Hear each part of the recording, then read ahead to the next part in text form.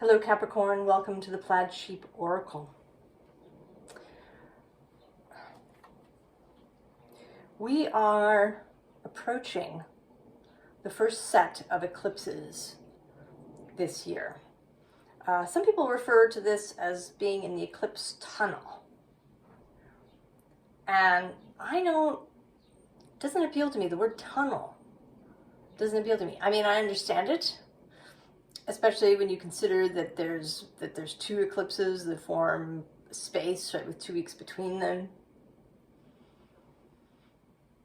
There's this kind of running between idea, but I think a tunnel is too restrictive, too linear an idea. The eclipse space is perhaps what I'm going to call it. The eclipse period, perhaps.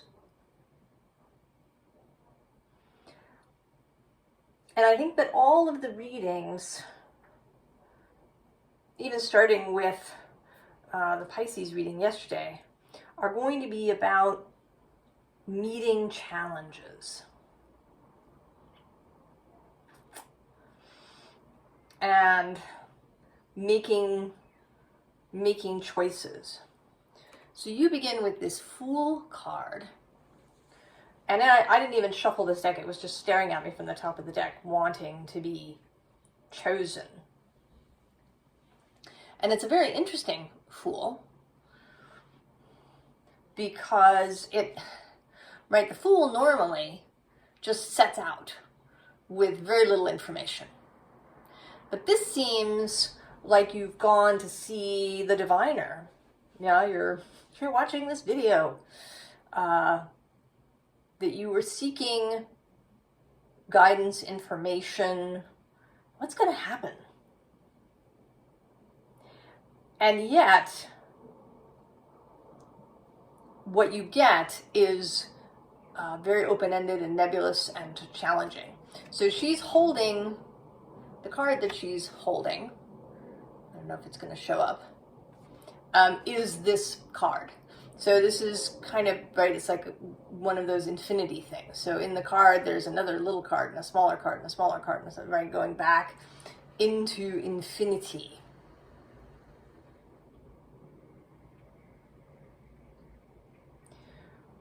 I think that when you stepped into this person's, right, this diviner's space,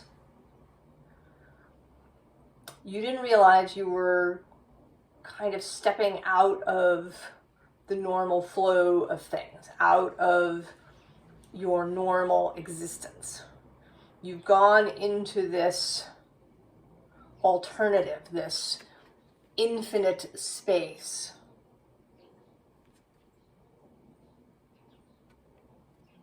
where there are choices. I almost want to say that, the choice is to turn around and walk out of this room.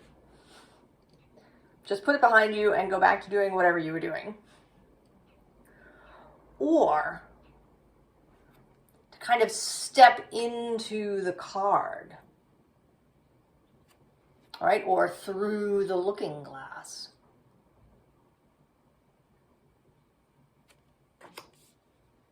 All right, the first visible underlying is this opening. And these birds, these crows, are, your fellowship. They're with you as you contemplate whether or not you want to go through that opening.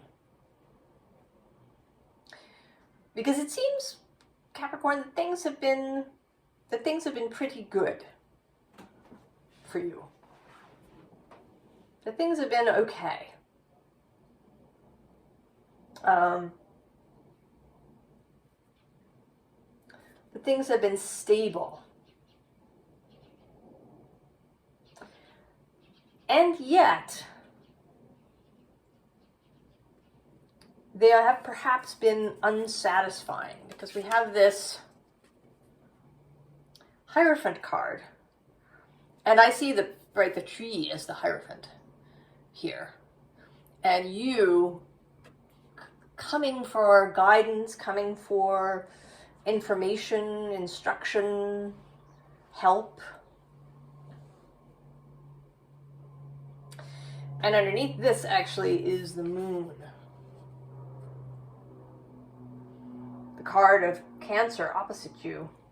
And this particular moon, she seems a little, right? She's a little melancholy. She's a little, her fellowship is around her. They're, touching her face. They're touching her hands. They want her to open her eyes, to look up, to see.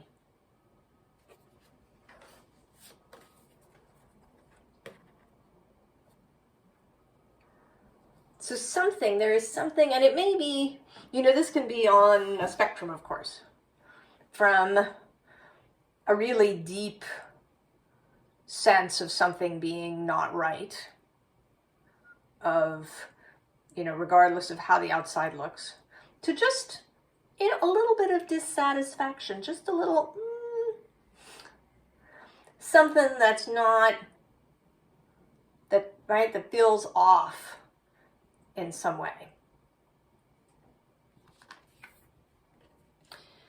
And you have this 9 of water, right? It seems really good. But there's something about her today that is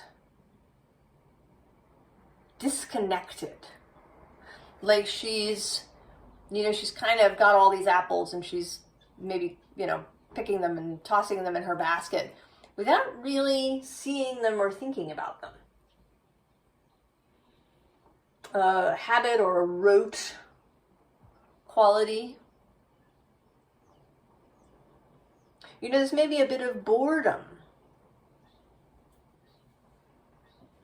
A bit of things, seeming flat or uninspired.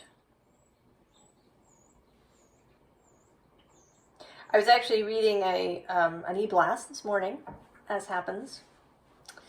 It is connected, and it's a small business related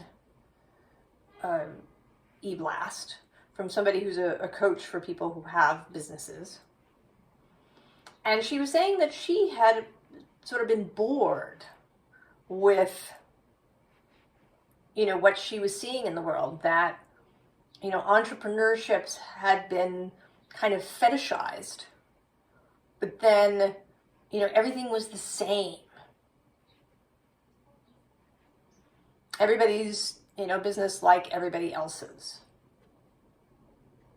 So maybe it feels that way, that everything is, it's kind of flat and uninteresting. Now, at the very underside is this Page of Earth, who's quite different, right? First of all, she's cut the apple open to see the inside. And she is the page. She is beginner's mind. She is seeking the new, seeking to learn something, to expand herself, expand her mind.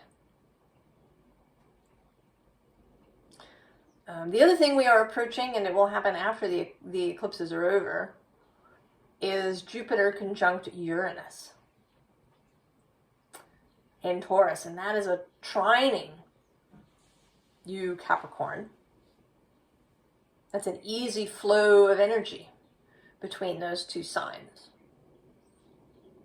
So that expansion of something new, something different. And the eclipses are going to square your sign.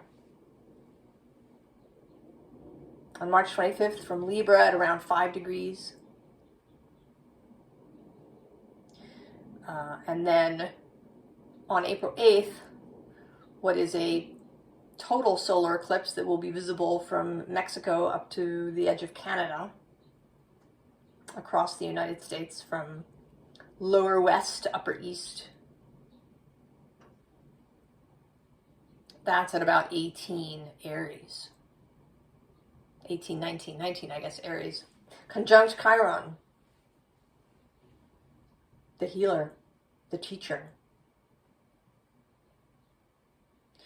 So this, right, learning something. And you did go, you went to the Hierophant. I think you want some sort of expansion, Capricorn.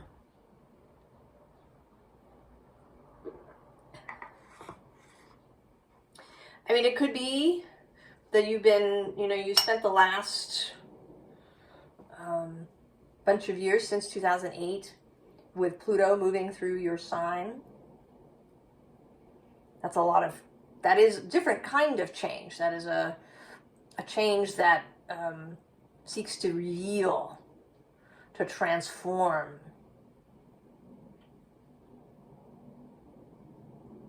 And it may be that you went through a lot in this period. And now you're looking for something lighter. So we have this Sun card, which is so interesting in this deck. Because it's not shining kind of equally down on everything. The Sun goddess here has made a hole in the clouds to shine just on this tree.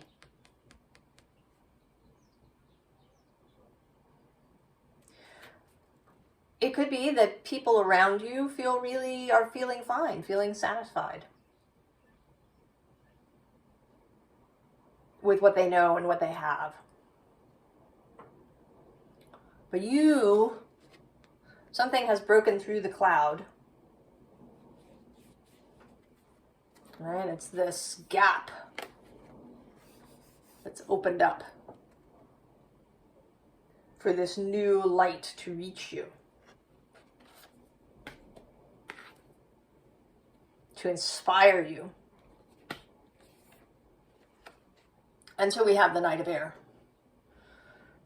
The Knight of Swords, the new ideas, the new possibilities, movement, fast, swift. Right? Swift is really, it's almost onomatopoeic, right? That whistling sound of swift, like the sound of feathers. Right? A hawk or a peregrine falcon. Diving, right, reaching speeds of 200 miles an hour.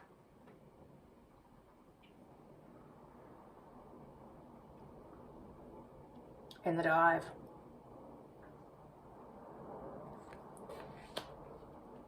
But Capricorn, you are still you. And so we get the Council of Monarchs, which sits in the Emperor's spot in this Förhäxa deck.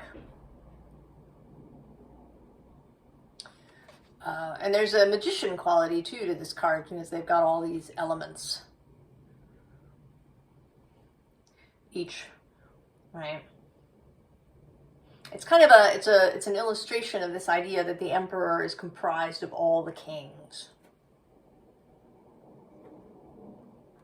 So all the elements live in the Emperor.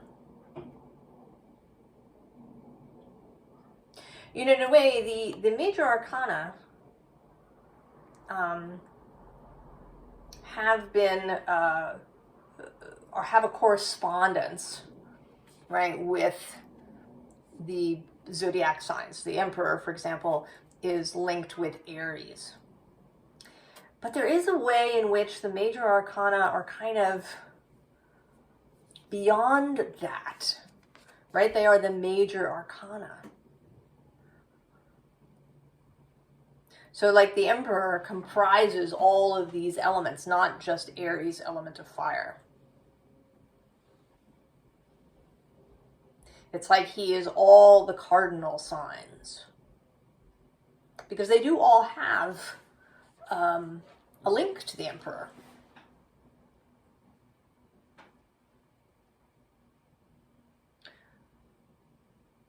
So there's something here about playing to your strengths, This isn't, right? This isn't about changing yourself, changing how you move through the world. That was kind of Pluto's job as he passed through your sign, to show you ways, alternate ways of being and doing and moving. And now you've found a good place. You are comfortable. You have flexibility. And from here, you're really going to, right, play to your strengths, one of which is the Emperor energy. So responsibility, good management skills, courage, foresight, strategy, stability.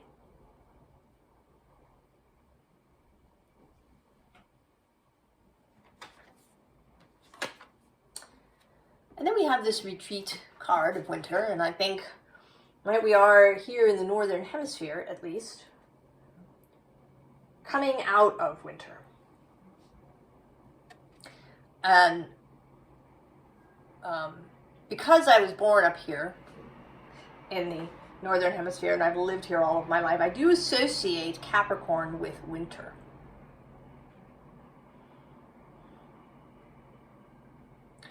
But one could just associate Capricorn kind of with the north. Right? Aries in the east, Cancer in the south, Libra in the west, and Capricorn in the north. You could, right, see it that way. And the north does have a kind of, right, it's the darkest space. It's the space that tends to, if you have a north side of your house facing, it was probably going to get the least light.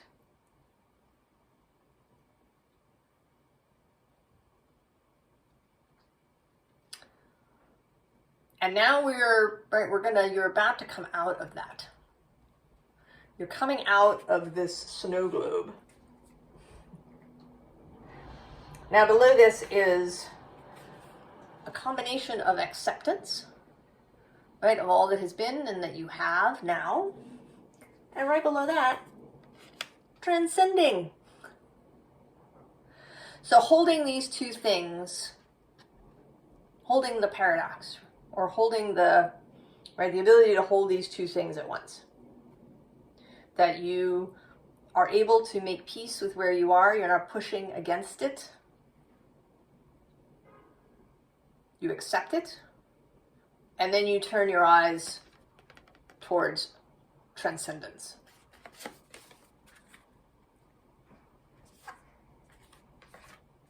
With below that, at the bottom of the deck, the Manifesting Dreams card. And then also this Purification Fairy, which I think is not so much about purification, but just this, right, this imagery of leaving the snow globe. Right, leaving the snow globe where you've been. And it's been nice, right? This is very nice. This little house. And there's, clearly there's some cozy things going on in there. There's probably a nice roaring fire and good things to eat. And it's really beautiful. There's these lovely trees and everything. But it is inside the globe.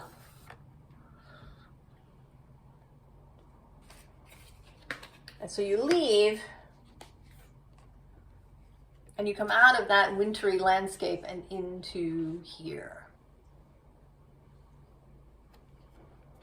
Right, this kind of dazzling from what's kind of monochromatic a little bit, kind of greens and whites maybe, to a full, right, all kinds of colors and more saturated colors. Heat, warmth, moistness. Is that a difficult word? The word moist. I actually enjoy it.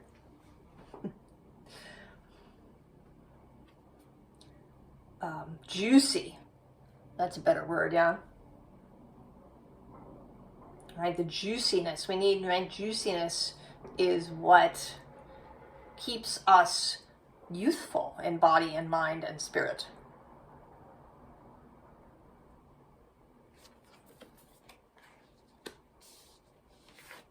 And then this fire spirit energy. And this actually makes me think of the Two of Wands card in this Förhäxa deck, which is this scene, but seen from behind. So this Two of Wands getting ready to really, right? She's gonna do something with those balls of fire. So this Capricorn is the invitation of the moment. And then we have here a little bit of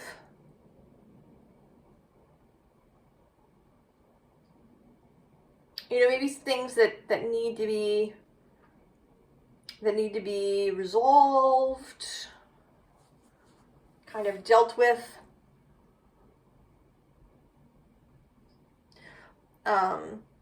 Or maybe it's also kind of a view of the kind of from the 3D side, if we want to say that. Because we start with this Four of Pentacles. So really wanting to be sure that you have this stability. Below this is the Ten of Swords, right? The corpse.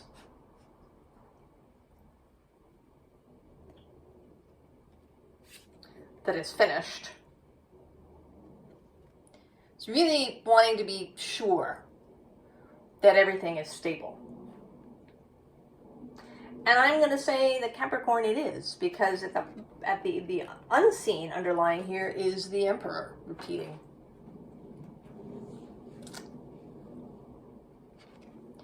And it's interesting to me, when I looked at this card today, what it seemed like, I don't know if you can see it, right? He's got this pattern on his robe that's running down the center of his robe. And to me, this morning, it looked like mushrooms.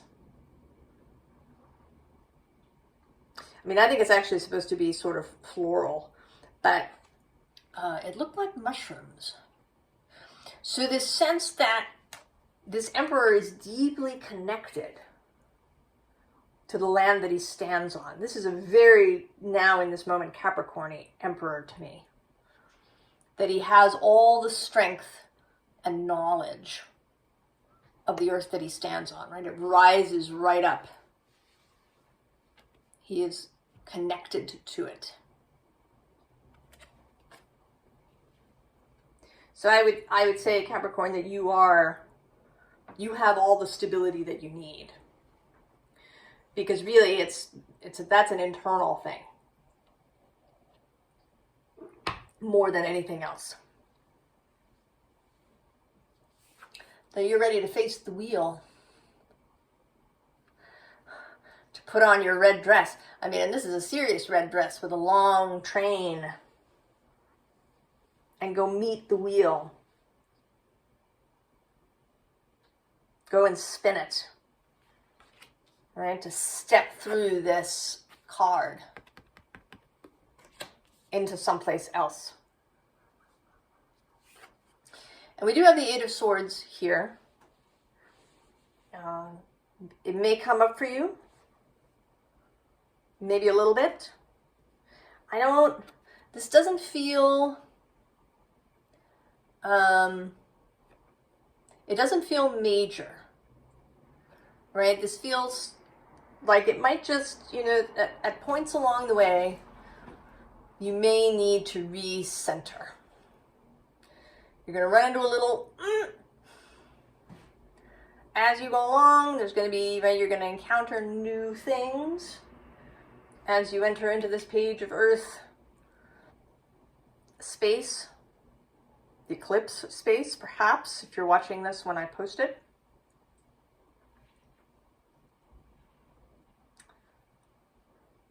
So there'll be a little, perhaps, Eight of Swords, mental perseveration. But you've got the King of Swords. Right? He's in there. He's amongst this council of monarchs. The ability to have clarity and strategic thought and to know your own mind very clearly.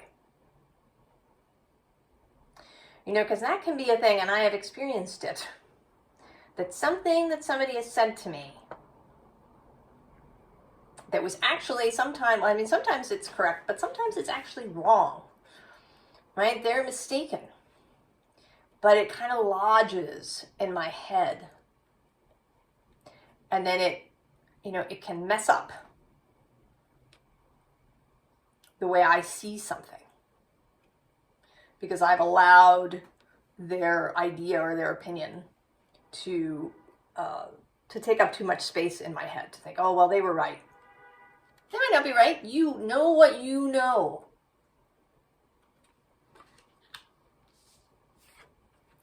And then we get the actual Two of Wands in this deck. And so I kind of see this as, right, your wider self and you. Or the non-physical, ethereal, spiritual aspect of you. And then the human you.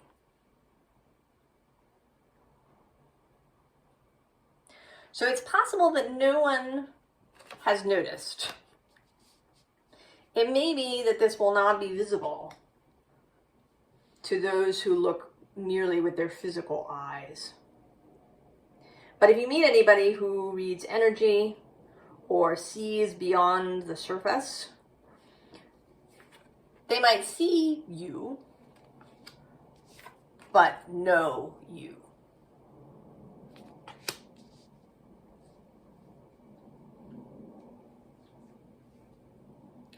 So this person looks, this is a very simple scene. Quiet, not extravagant. There doesn't seem to be a lot of power here, but it's there. Right? This is just you knowing yourself, knowing that you're ready, right, to set out into this ocean.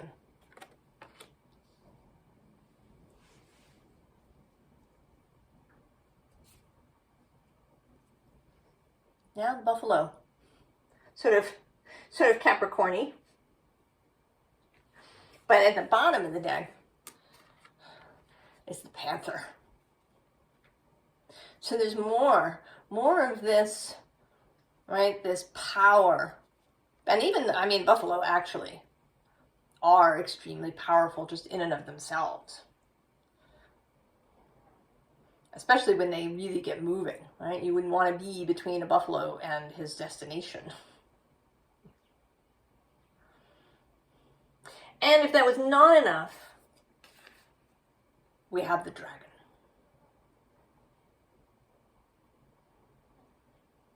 And this eye. And I want to say that there is a kind of layering here. I don't want to call it a hierarchy exactly. But there's a kind of, right, the human self, the soul self, right, your wider self, as I say, and then a kind of oversoul beyond that. I don't see souls as individual little balls of light. I see them as streams. And so if Source itself is the infinite vast ocean, then, there are big rivers moving into smaller rivers, moving into streams, moving into streamlets, moving into little trickles of water. I think that's a limited metaphor, as all physical metaphors are for the non-physical. But, so it's sort of, the ocean and the river and the stream of you. And to remember that, as much as you can. It can be tricky as you're moving through daily life to, you know, really remember your awesome non-physical self. All right, we get the Daughter of Wands, the Page of Wands, adventure, setting out. You know, not just Page of Earth, but also Page of Wands. So beginner's mind and enthusiasm, the thrill for adventure.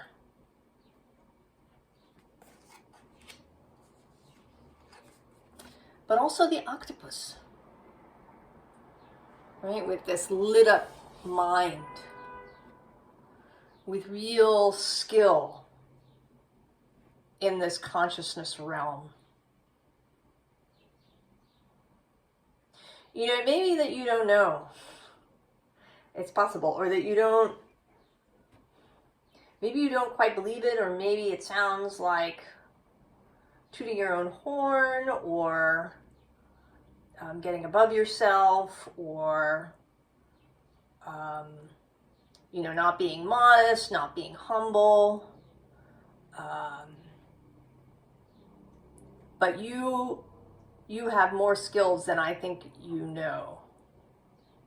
Maybe you are just coming to know, to understand all the skills that are available to you, not just in physical, but in non-physical space. Right? How strong that connection to nature and earth, and also to spirit. So we get the Ace of Swords, the Call, right? The Excalibur, being raised out of the river by the Lady of the Lake.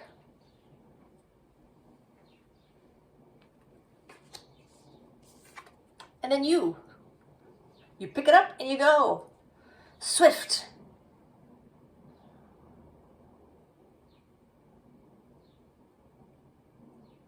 Light, airy.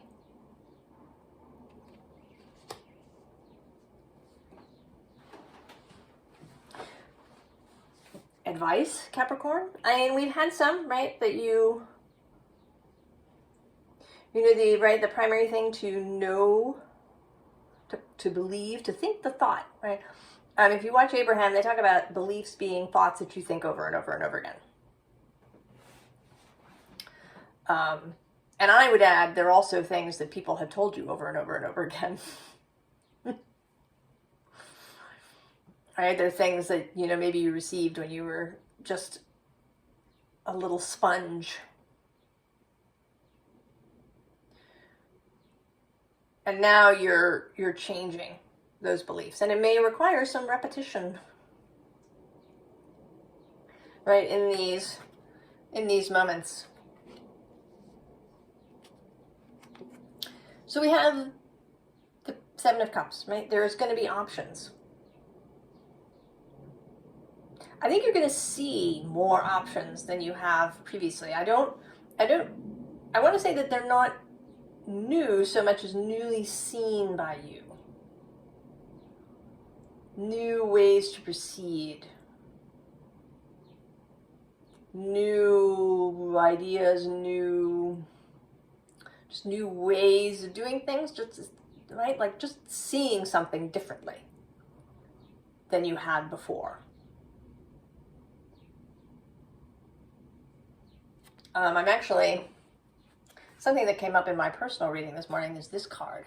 Now it says, when life hands you lemons, and what it says, right, when life hands you lemons, you make lemonade, right? This idea that you make something good out of a bad.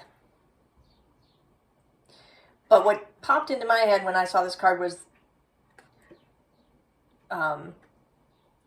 they're not lemons. I mean, not lemons in the way that we think of them. All right, a lemon is a car that has all kinds of bugs and problems. That what you have thought were problems are actually something else entirely. That it isn't even, right? It's not even that life is handing you lemons. Life is handing you lemons. Something awesome.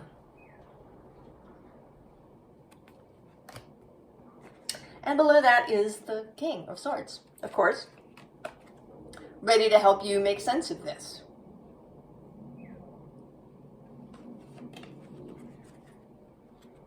Right? You have him in there, the ability to make sense. And the Nine of Pentacles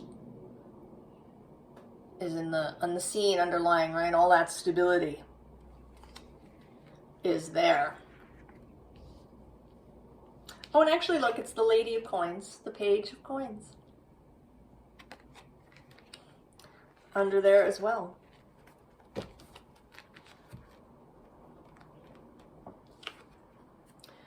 So, Three of Hearts, Three of Hearts, Three of Swords.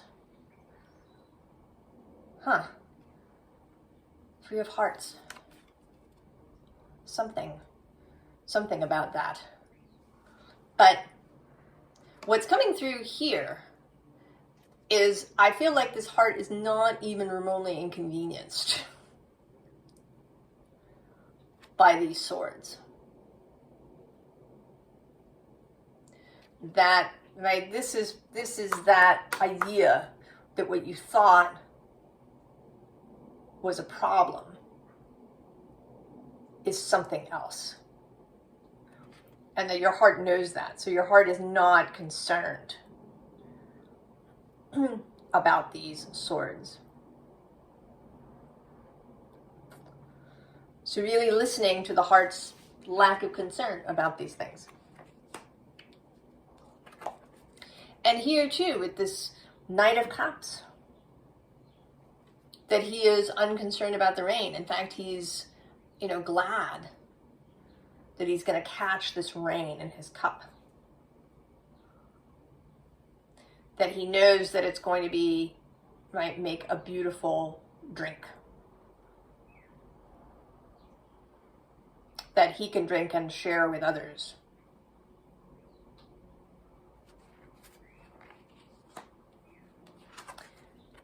And then the Queen of Wands, of course. Inspired. Ready to go. Really in touch with her heart and what makes it beat faster. What lights her up.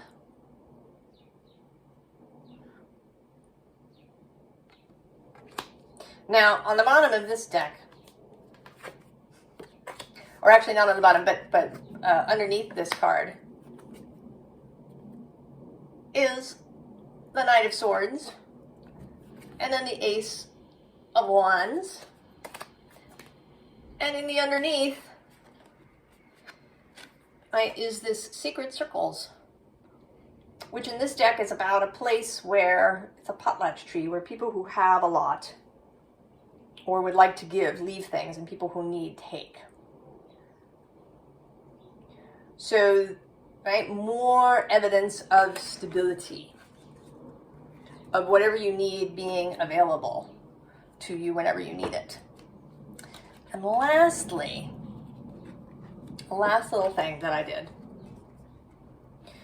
I asked for a little extra clarifier of this when I first pulled the card out, just to get a real sense of it. And the three cards that came out were the Ace of Swords, the Moon, here, showing up again, and then this King of Cups drinking. So I want to say that here in the Moon, you dip your cup into that pool and you drink deep.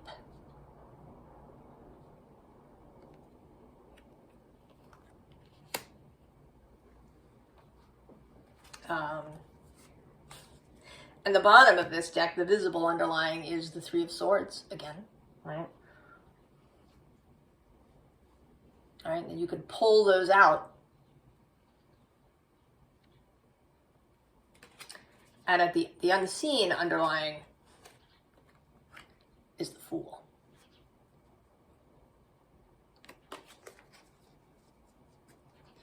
So for me, you know, these readings, right, with the way the cards repeat and rhyme, it's really opening up all of these ideas about how, right, how interconnected it all is, how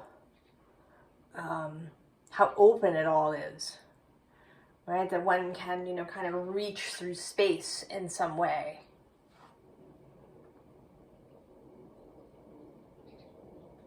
And that really wants to come through for you, Capricorn.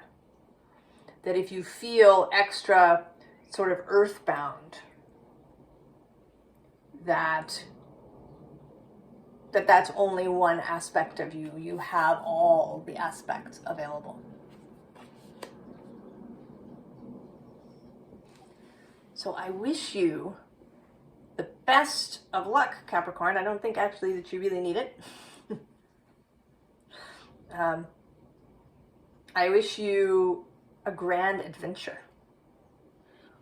And I will see you next time. So long, Capricorn.